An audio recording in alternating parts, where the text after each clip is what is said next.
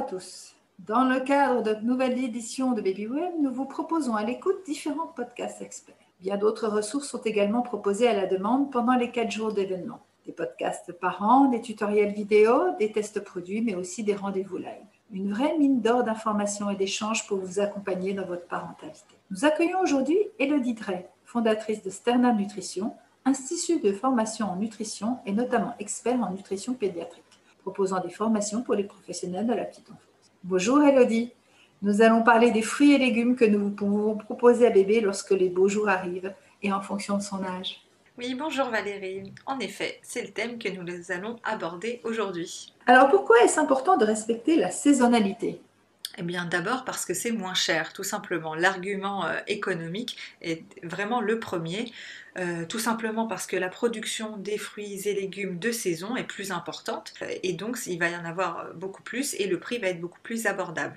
C'est donc vraiment un argument de premier choix qui permet de se faire plaisir sans justement regarder du côté du porte-monnaie. La deuxième chose qui est un peu en lien, c'est aussi sur l'impact écologique, c'est-à-dire que le fait que la production soit près de chez nous, on va avoir un impact écologique, il y aura moins de transport, moins de pollution, donc voilà, c'est un petit plus pour notre conscience écologique et c'est toujours bien d'y penser. Et enfin, et là c'est vraiment l'argument qui me tient le plus à cœur, ce sont des fruits et légumes qui répondent à nos besoins. C'est-à-dire que la nature est bien faite.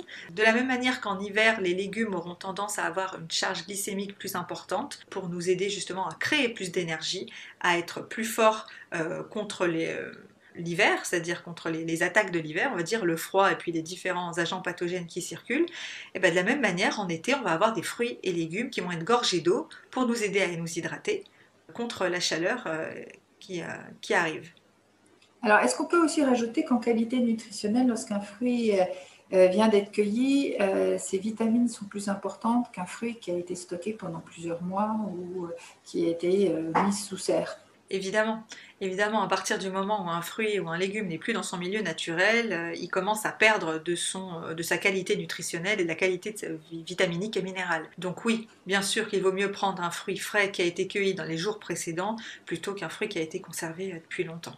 Alors, à 5-6 mois, lors des balbutiements de la diversification alimentaire, que pouvons-nous proposer comme légumes à bébé? Alors il y a les traditionnelles carottes, courgettes qu'on connaît bien. On ne pense pas assez à l'artichaut, par exemple, et pourtant une purée d'artichaut, c'est toujours savoureux. C'est un légume qui va être assez facile à travailler puisqu'il n'a pas beaucoup de fibres. On va donc pouvoir le mixer en purée assez facilement. Ça fera une purée très lisse, surtout si l'artichaut est de qualité. Et c'est un goût que bébé va apprécier très tôt.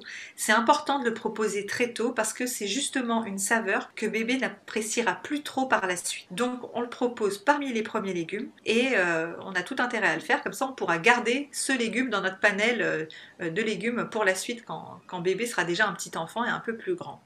Il y a aussi la betterave auquel on ne pense pas et qui est pourtant savoureuse parce qu'elle est sucrée. Elle a du vrai sucre, c'est-à-dire du sucre rapide, hein, du glucose. Donc bébé aime ça forcément, ça s'adresse directement à sa petite langue et il apprécie. On peut proposer une purée de betterave tiède, mais on peut aussi proposer une purée froide, une sorte de gazpacho. Donc ça peut être intéressant, surtout en été quand on a envie de désaltérer bébé. Voilà, ça peut lui faire le plus grand bien. Les haricots verts, est-ce que c'est à cet âge et est-ce qu'il faut faire attention aux fils? Certains haricots verts ont des fils.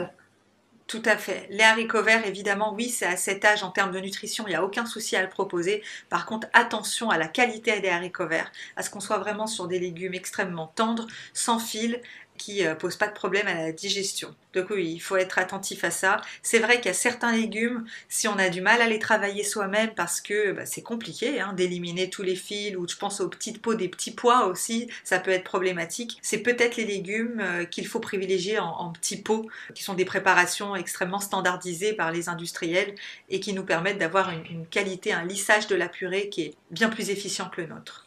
Alors, on peut penser aussi aux épinards. Je pense que c'est là pareil à mixer. Et le brocoli, pareil, il faut bien le mixer, j'imagine, pour pas avoir des petites parties dures. Tout à fait, ça fonctionne très bien. Le brocoli, s'il est bien cuit à la vapeur ou dans une autre cuisson, À la vapeur, c'est mieux, il gardera ses vitamines. Dans l'eau de cuisson, il va les perdre dans l'eau justement. Et pourtant, il y a tellement de bonnes choses dedans. C'est dommage de s'en priver. Mais effectivement, le brocoli, on peut le mixer très facilement et ça fera un super légume d'accompagnement avec du fromage de chèvre quand on va l'amener dans l'alimentation ou du saumon, voilà. Dès 6-8 mois, ça va être intéressant justement, ça va commencer à faire de vrais petits plats de gastronomes. Alors, est-ce qu'on peut faire des recettes qui conviendraient à toute la famille pour se simplifier la vie? Parce que, alors, je vous invite à écouter un autre podcast sur le développement des 5 sens de bébé grâce au repas, mais on n'a pas forcément toujours le temps. Et est-ce qu'on peut un peu faire pour toute la famille et les aider, et nous? Bien sûr, en fait, ce qu'il faut, c'est un peu pimper le plat qu'on fait pour bébé pour les plus grands. Par exemple, si on fait une purée de carottes pour bébé, on pourra rajouter du cumin, de la ricotta pour faire un velouté pour les plus grands. Voilà, il y aura plus de saveur, plus de gras. C'est pas forcément adapté à bébé à 4-5 mois. Par contre, c'est tout à fait quelque chose qu'on peut réutiliser pour les enfants qui sont plus grands. Concernant l'artichaut, on peut effectivement faire aussi une petite purée d'artichaut et proposer une grillade à côté.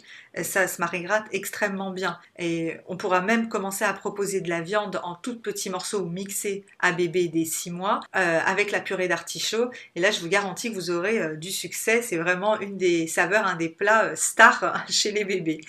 Je pense aussi à la purée de betterave. Il suffit de rajouter de la purée de sésame dedans, une petite cuillère à café ou une cuillère à soupe selon les goûts.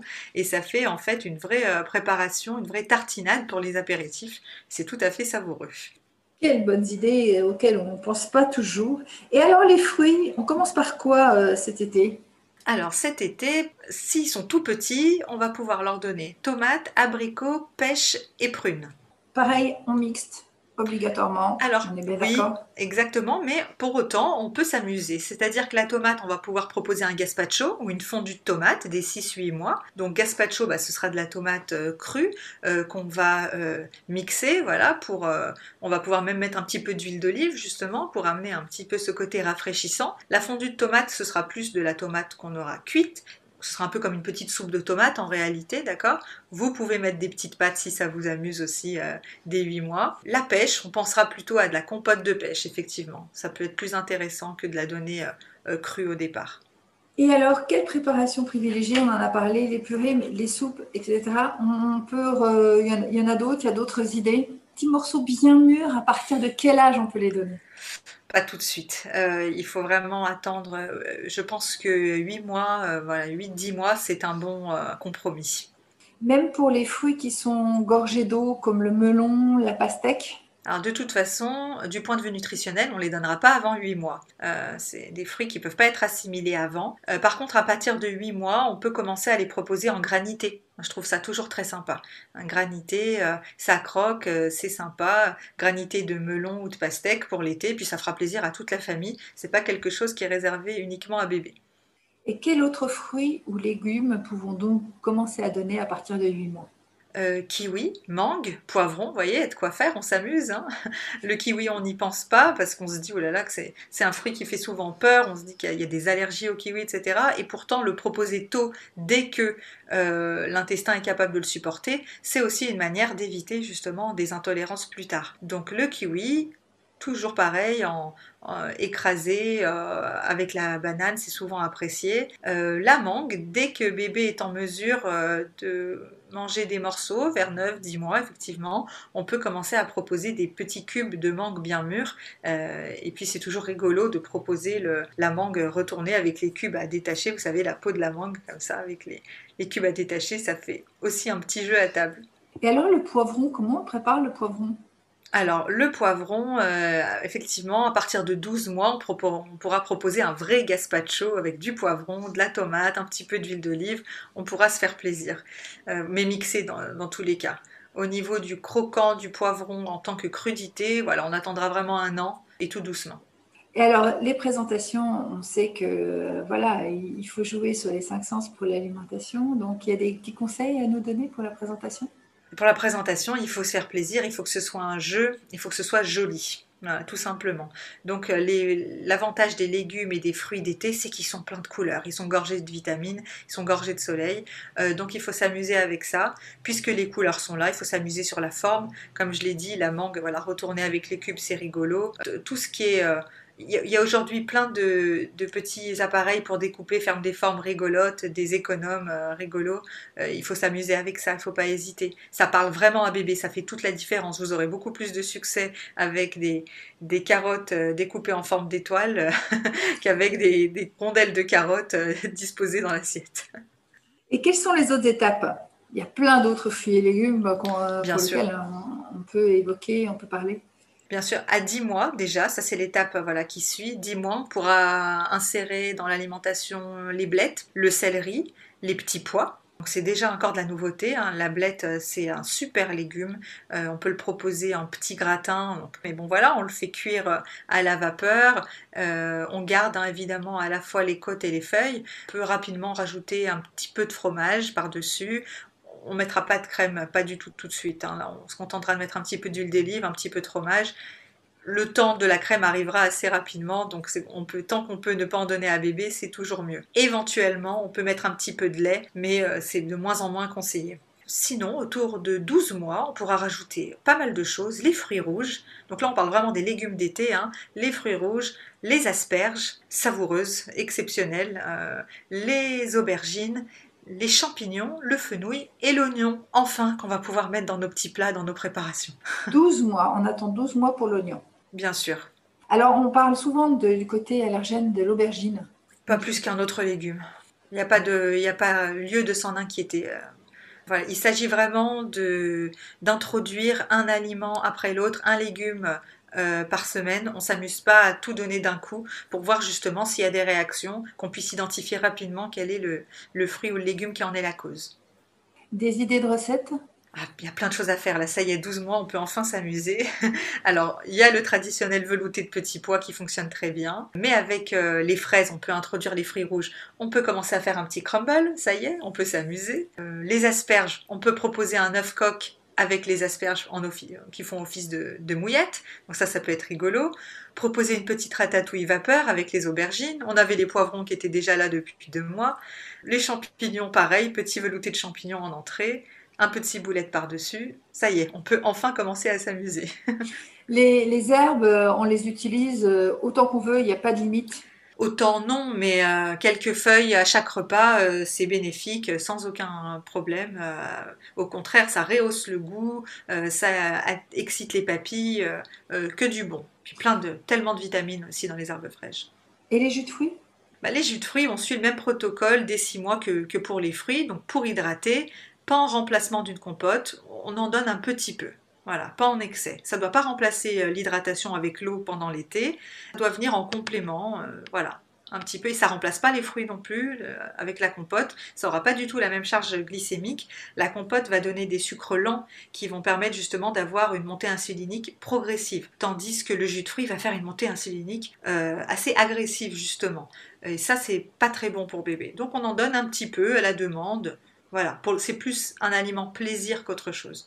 Merci Elodie, merci pour toutes ces informations et idées. Alors, je vous trouve d'une créativité incroyable et un jour, il faudra qu'on s'organise quelque chose parce que je pense que j'ai énormément à apprendre de vous.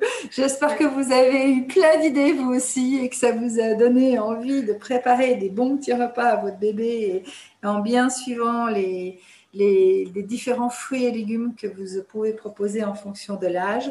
On espère que vous qui nous écoutez, vous aurez apprécié notre échange. N'hésitez pas à vous rendre sur la page programme. De nombreux formats gratuits comme celui-ci vous sont proposés pour vous aider dans votre quotidien. À très vite sur BabyWeb et Enjoy Family. Merci Elodie pour cet échange, toujours aussi passionnant. Merci Valérie, le rendez-vous est pris pour la dégustation.